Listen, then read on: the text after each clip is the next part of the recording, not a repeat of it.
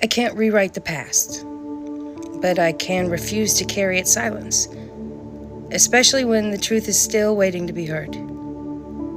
This isn't about guilt. It's about witnessing, standing in the long shadow of injustice, and choosing not to look away.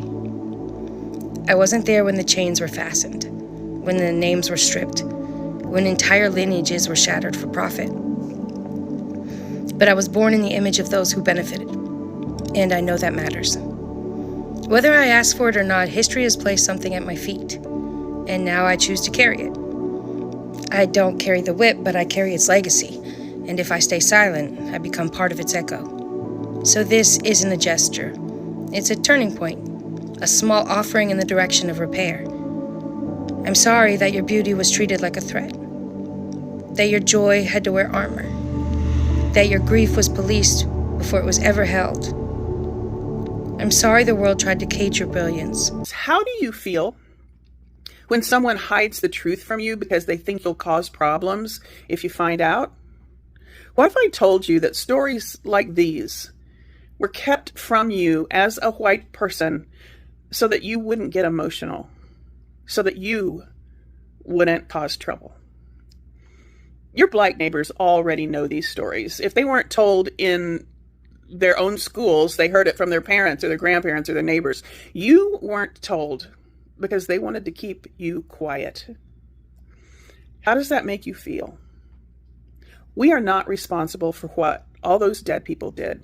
We should be disgusted, but we're not responsible for it. What we should be furious about is that the truth was edited out of our history books to make us too comfortable to object to what was done.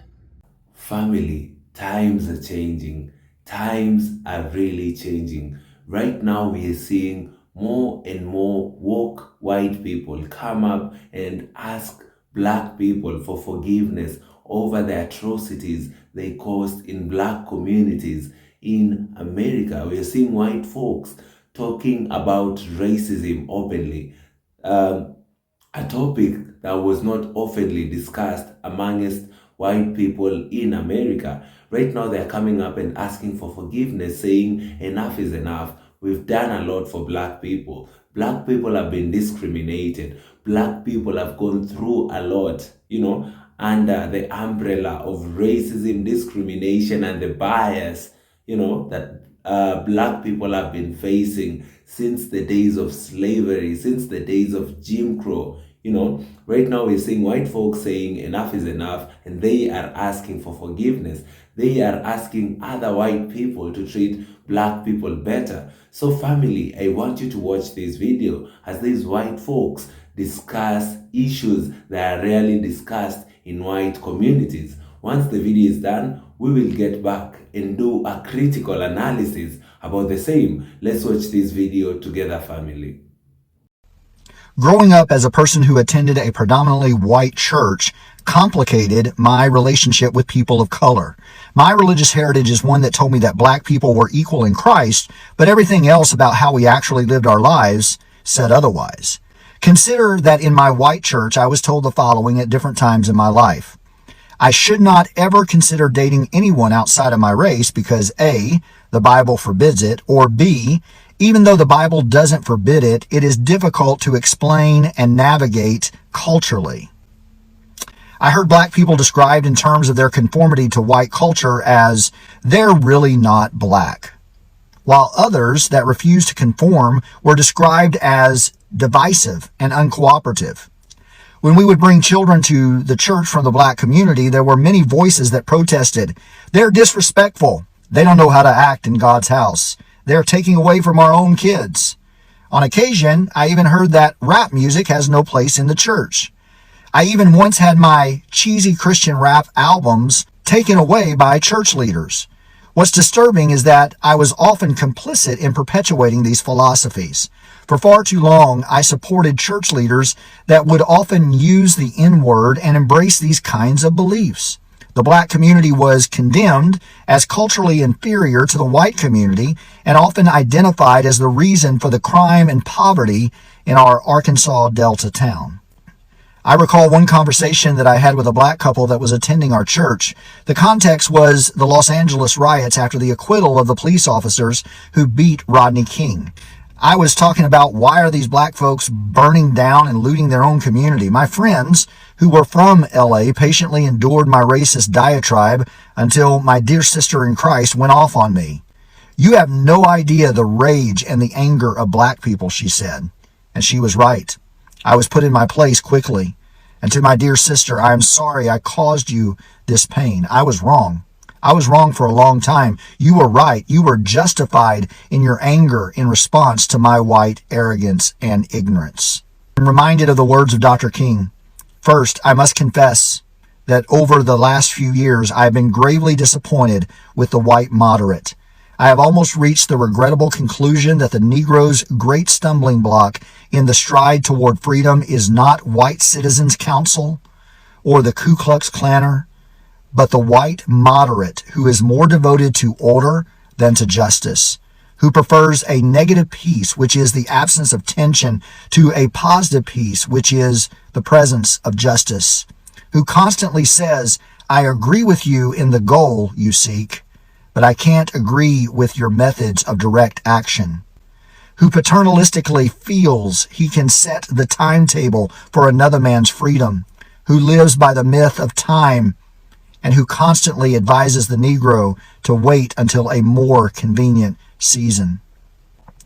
Shallow understanding from people of goodwill is more frustrating than absolute misunderstanding from people of ill will. Lukewarm acceptance is much more bewildering than outright rejection.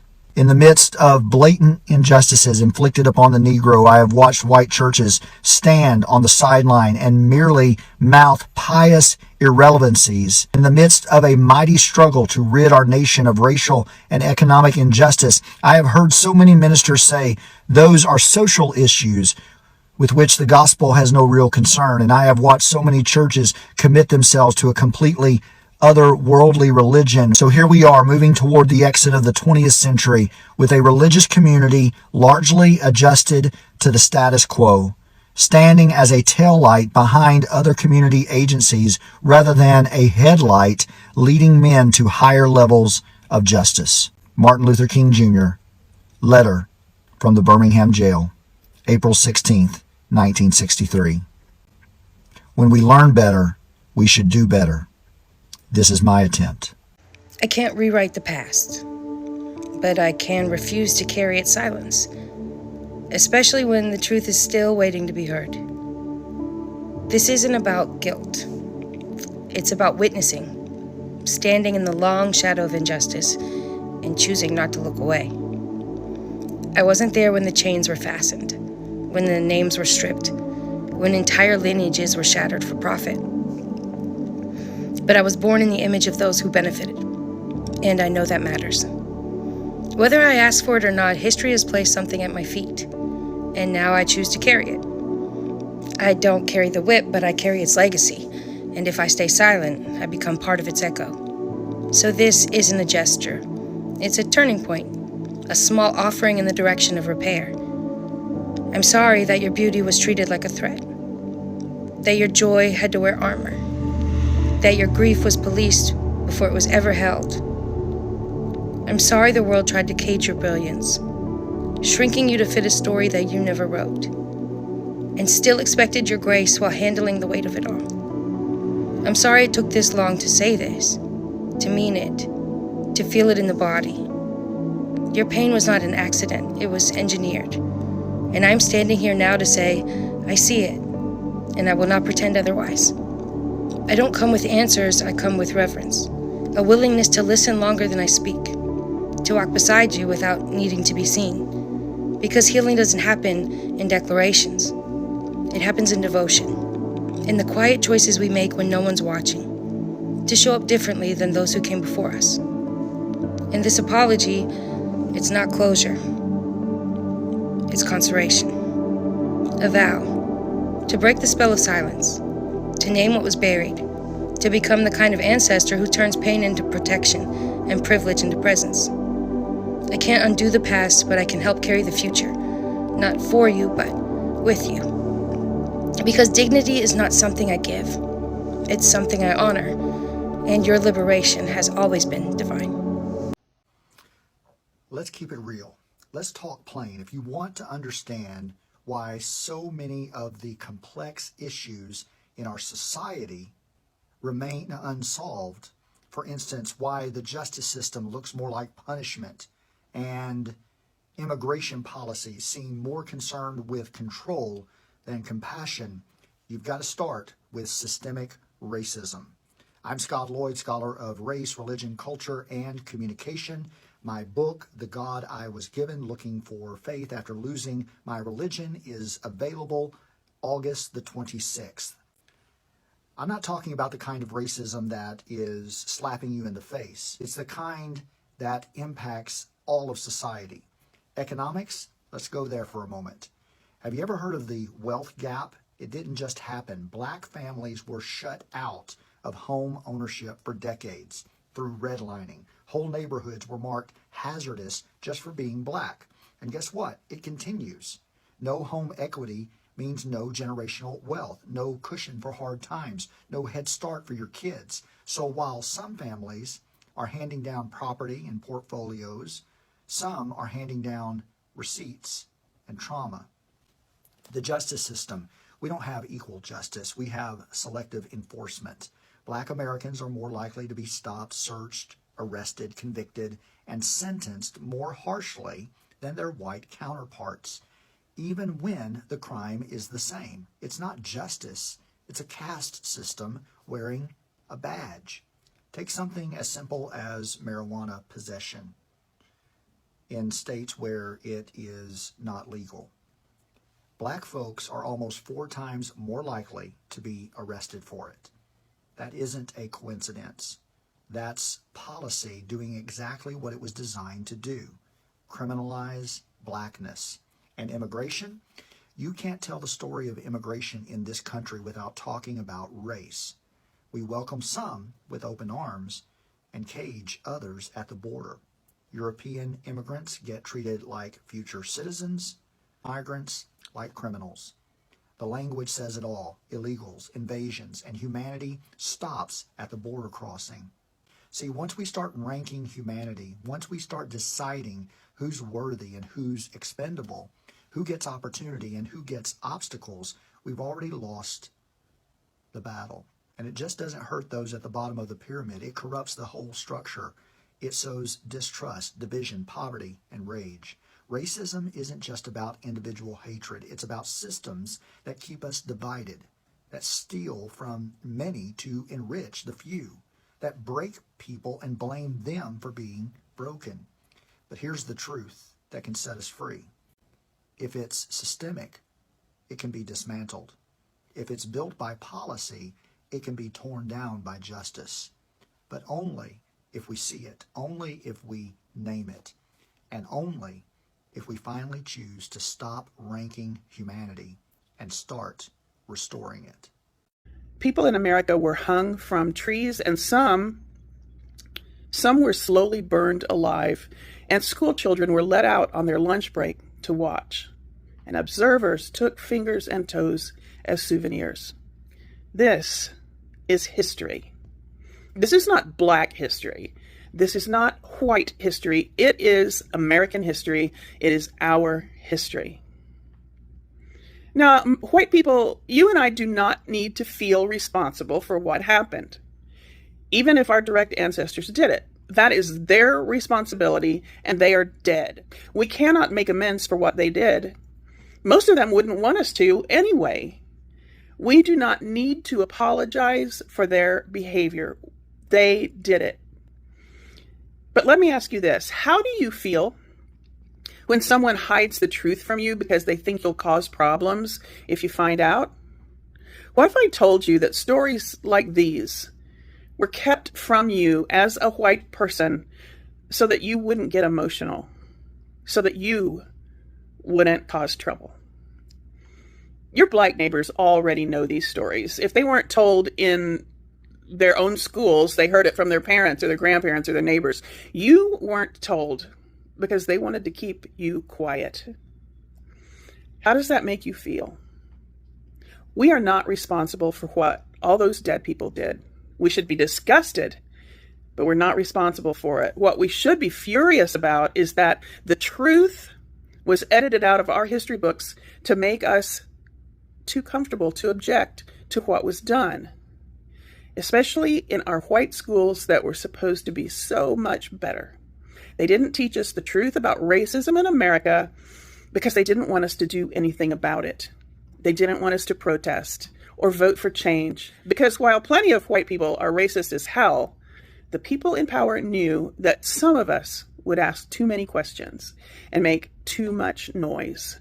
So they fed us the lie that slavery ended with the Civil War, that reparations were handled, that the civil rights movement tied it all up with a pretty bow. They told us not to worry our pretty little heads about it. And then they said that today's Black people are just ungrateful. Look at all this great country has given them, and this is how they repay us? We are not responsible for what anyone did 60 years ago. But America, we are responsible for making sure everyone knows what the fuck they did. We are responsible for telling the truth.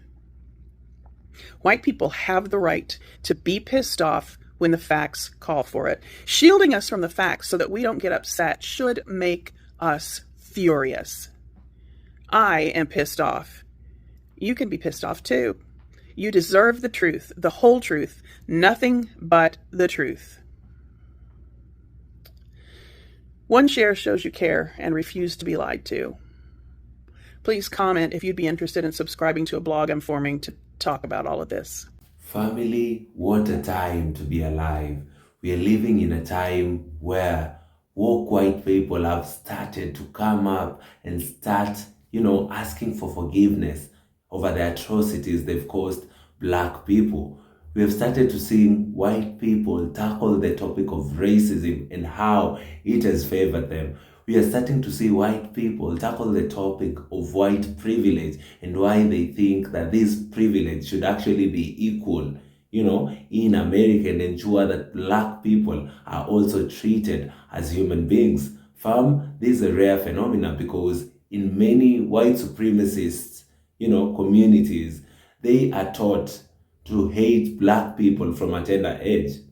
You notice many white people are usually taught stereotypes about Black people at a very, very tender age. And as they grow up, they know that there is nothing good that can come up from a Black person.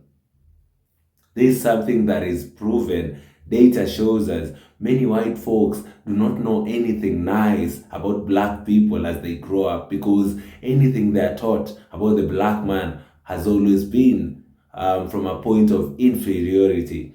But now seeing white folks coming up and talking, about reparations, seeing white folks coming up and talking about the end of racism, seeing white people come up and talk about white privilege, and how it has been benefiting them against the Black man is something that I did not see coming. Family, this is a new dawn. White people have started waking up.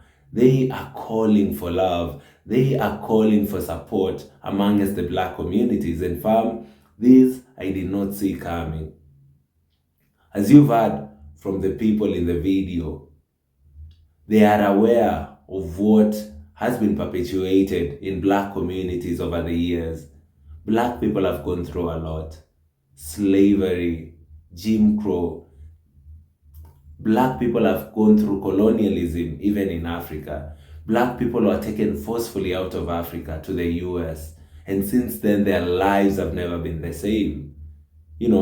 When I see a white person ask for reparations and say that Black people deserve to be paid, I now start to see, a change in the mindset all over the world. When a white person fights for the rights of Black people, that just makes me very, very happy, because people are starting to stop thinking about discrimination, thinking about bias and all these prejudices over the color of skin.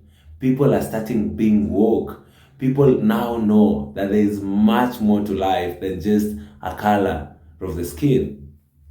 When I see white folks tackle the topic of racism and how it has affected black people in America, that just makes me so happy and proud of the few white folks who are able, to fight for the black populations, white people who are able to discuss, issues that are rarely discussed, amongst people who look like them.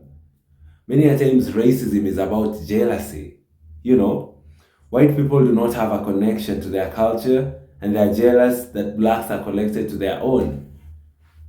These are words that came out of a white person.